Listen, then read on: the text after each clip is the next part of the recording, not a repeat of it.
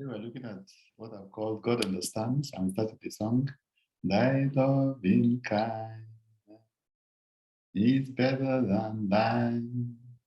Thy loving kind is better than thine. My lips shall praise thee, though still I bless thee. I will lift up my hands unto thy name. I lift up my hands unto thy name. I lift up my hands unto thy name. My lips shall praise thee, though still I bless thee. I will lift up my hands unto thy name. God actually does understand, but there are also things to bear in mind. And let's see how God understands. Psalm 103, verse 14, for he knows our frame, he remembers that we are dust.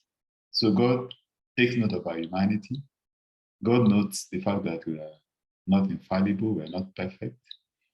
And this same sentiment is also expressed in Psalm 136, verse 23. He remembered us in our lowest state. His loving devotions endures forever. And for that is why God is actually there for us, because he knows we cannot do it all by ourselves. No matter what it is.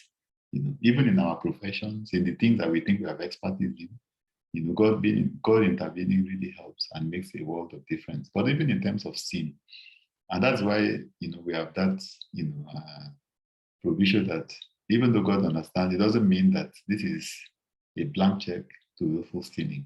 In fact, if you look at Hebrews, the writer of Hebrews in 4 verse 16 says, "For we do not have a high priest who cannot sympathize with our weaknesses, but was in all points tempted as we, yet without sin." So when Christ was here, he basically passed through everything that we're going to pass through as believers, and yet he was without sin.